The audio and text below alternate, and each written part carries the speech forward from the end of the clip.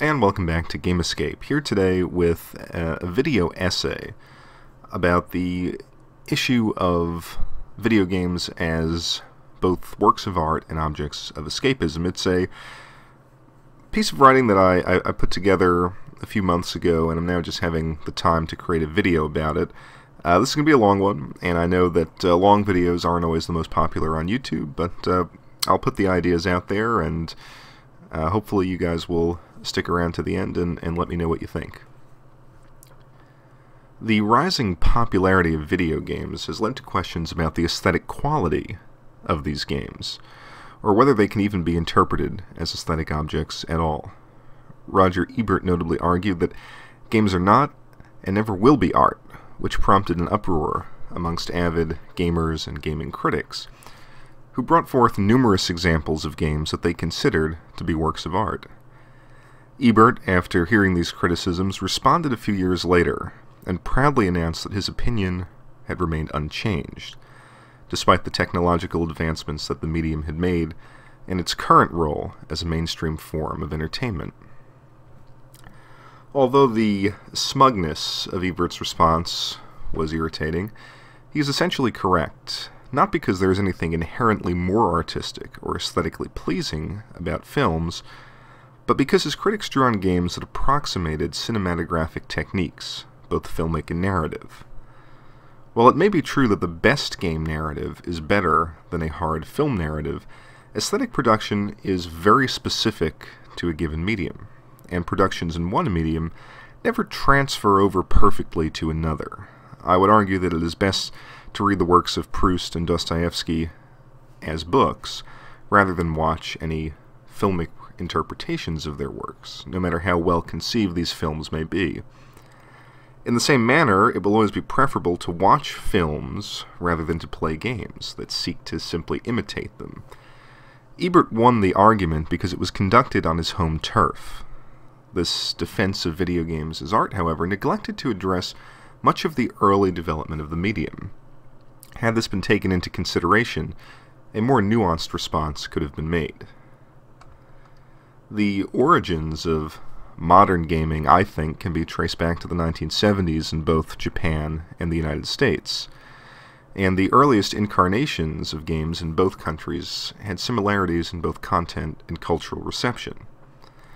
Despite this fact, it is more instructive to look to Japan when tracing the origins of games as aesthetic objects, because Japanese developers continued to develop the medium after the video game market collapsed in the United States in the 80s. And because it was the technological development of this period that provided the foundation on which the reemergence of the American market was built. While any number of moments in Japanese gaming history could be seen as foundational, I think the best example for evaluating the cultural impact of the medium was the Space Invaders craze of 1978, during which the population of Japan was so enamored of that game and played it at such a rapacious pace that there was a national shortage of 100 yen coins. The cultural and technological context that made this scenario possible constitute, in my opinion, the birth of a particular, and from 1978 to about 1998, dominant aesthetic in gaming. To understand the Space Invaders phenomenon, one must think about the cultural and physical space of the Japanese economic boom. A train-faring culture living under extreme economic performance pressures in a compressed, restraining physical and civic environment, the Japanese populace increasingly sought out mechanisms of escape in the form of electronic devices. Space Invaders, a mechanical digital object of amusement, was one of the first games to feed this desire on a national scale. As its popularity and the popularity of similar games expanded, so too did the establishments in which these games were played. Japanese arcades were game centers. The game centers, like the games within them, became the physical spaces of escapism in the crammed landscape of urban Japan. They tended to be built around train stations or areas of heavy foot traffic, and promised passers-by and commuters a brief moment of reprieve from the pressures of suffocating professional obligation. Although the space within the game center was constrained, the games themselves featured a number of specific qualities that fostered this desired sense of escape. In the foreground of these early gaming experiences was an appeal to the pleasures of human-machine interaction. Arcade games were considered, both in Japan and in the United States, to be on the bleeding edge of digital entertainment technology, and experiencing the click of precision buttons and joysticks, the hum of infectiously catchy music, and the rapid movement of sprite-based images were all part of this appeal. The aesthetic at play was actually what 18th century German aesthetic philosophy considered to be the original definition of the word aesthetics, prior to the development of aesthetics as a philosophical science, which is to say that it was a low-level sensory pleasure. The pleasures of touch, sound, and sight that occur before these sensations are subjected to philosophical reflection. The early Japanese game centers offered precisely this kind of experience. It was focused, brief, and repeatable, and could be enjoyed in the same manner by vastly different audiences, from the student to the archetypal salaryman, for example. Added to this mix of qualities was a focus on manual dexterity and visual acuity. The games forced their players to react more quickly than their peers, and track stats to establish the best players on a given machine. This combination of competition and aesthetic pleasure ensured repeat business and the establishment of the medium in mainstream Japanese culture. As the boom years of the 1980s turned into the bust years of the 1990s and the prolonged economic downturn, which still plagues Japan today, the game center continued to expand and continued to provide an escape route for a populace who were struggling not only with workplace pressures, but also a slowly declining standard of living and diminishing economic expectations. This environment, the result of a decades-long project of neoliberalization that could no longer be sustained, intensified the need for digital escape, and the desire to do so primarily through machine-based technology. Video games were not the only example of this phenomenon. Pachinko parlors also saw vastly increased patronage in the 80s and 90s, and despite a decline beginning in 2000, increasing popularity since the newest economic crisis of 2008, as people use them to, in a sense, numb their concerns through the din of clinking metal and blaring music and waves of garish, flashing lights. Pachinko is, as experts have pointed out, despite being a form of gambling, a game that neither extracts huge losses nor promises massive winnings. Its primary appeal seems to be its palliative function. If you play it for long enough, you become mesmerized by the path of the metallic balls take through the pin layouts, following each as they drop erratically toward the small hole at the bottom of the playing field. Like game centers, pachinko parlors are places that allow people access to a form of human-machine interaction that facilitates time-bound escapism, and I think that this dream of ever deeper integration of the human and the machine was also an extremely popular theme in other forms of entertainment, the sort of mecha manga genre, and all of the offshoots of that, beginning also in the late 70s with Gundam. Until 1998, this kind of pleasurable interaction was the dominant aesthetic in video games. It was at this point that American developers began to actively challenge the predominantly Japanese gaming paradigm. Although you could situate this moment perhaps at different times, I would argue that it first happened through the rise of the first-person shooter genre on the PC and its later adoption on home consoles such as the Xbox, Xbox 360, and PlayStation 3. These consoles and the American developer support behind them slowly eroded the domination of Japanese games that presented themselves first and foremost as in-home digital amusements. The current golden age of American leadership in game development has ushered in an era of numerous gloomy post-apocalyptic shooter games, yearly sports titles, and cinematic adventure games, and in each case, the games promise an immersive experience that bring the player closer to the object being imitated, be it a combat, a sport, or a movie.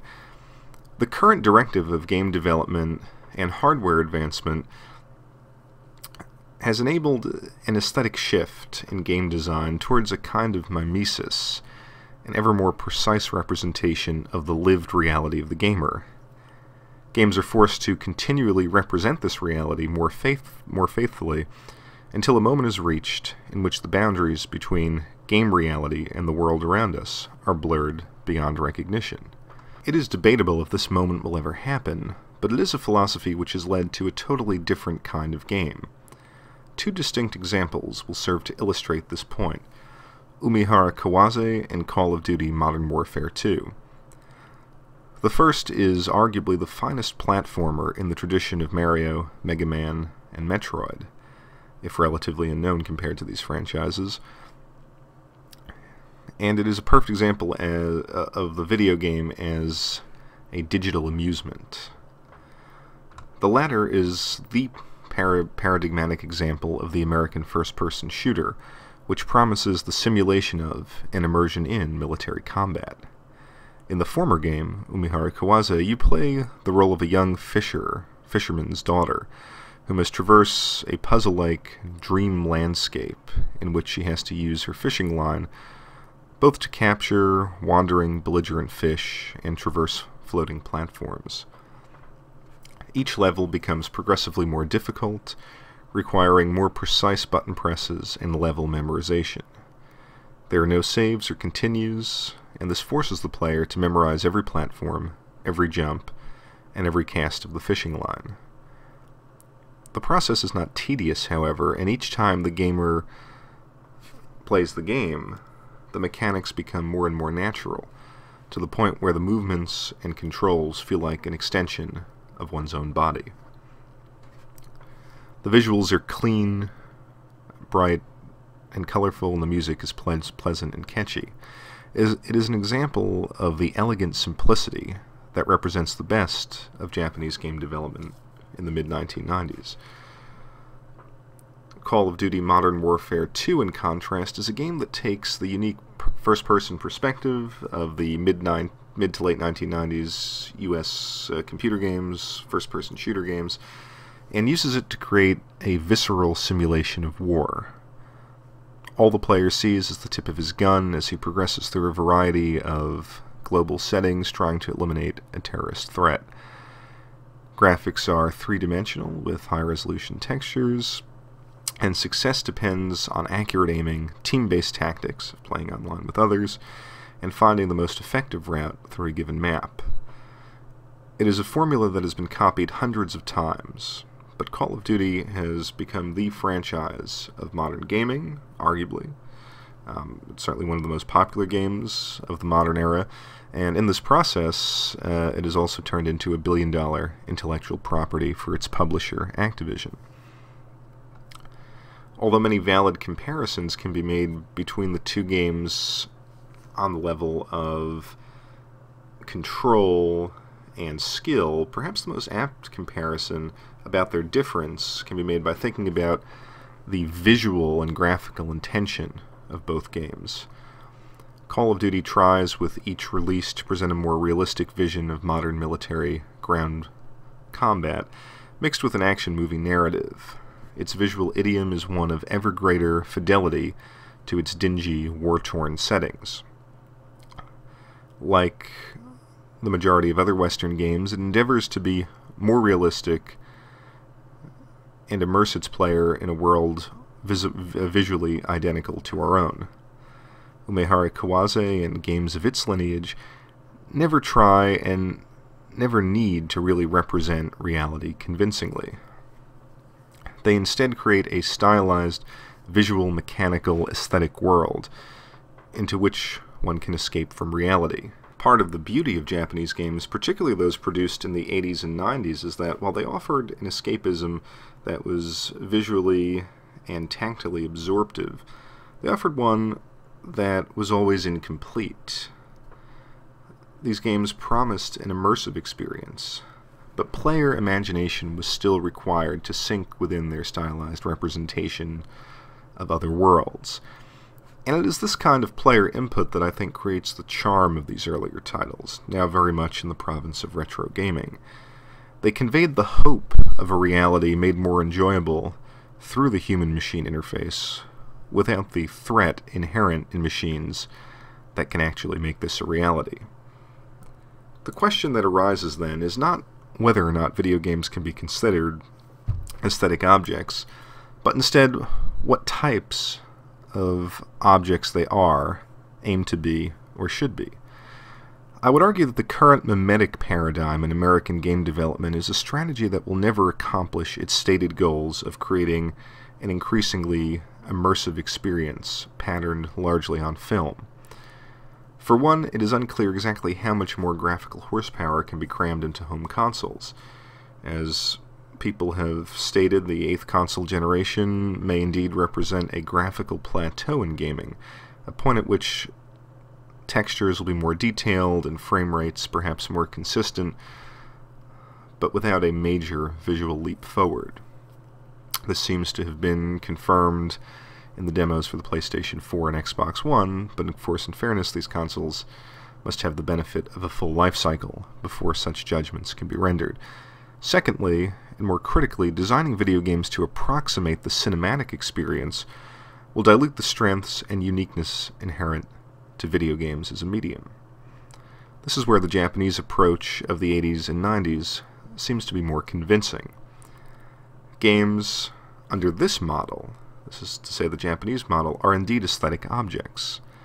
They are not art in the received Western sense of the word, but they are a very unique kind of human-machine interaction that evokes a visceral response in the player through appeal to these, quote, lower-level senses. They do not aim to have the same emotional or intellectual resonance as a novel or film, but they harness digital technology to produce a sensory, physical pleasure that enables one to escape and to be absorbed into a world of light, color, and precise tactile movements. At the present moment, both approaches, the Japanese and the Western approach, are available to the gamer, although the aesthetic of digital amusement has been steadily waning in the past 5 years. As long as the need to escape becomes intensified, however, it is fair to ask how mechanisms of escape can or should be structured, and in that sense, there is a need to recognize this key aesthetic distinction in the gaming experience before one paradigm overwhelms the other. There is, of course, room for both, but this will to domination seen in the mimetic model, which is to say the Western model, is a cause for concern, because it obscures the beauty of games as aesthetic objects. In a world structured by human-machine interactions, many of which cause stress, fear, and insecurity, it is important to preserve this one form of interaction whose primary aim is pleasure, amusement, and escape.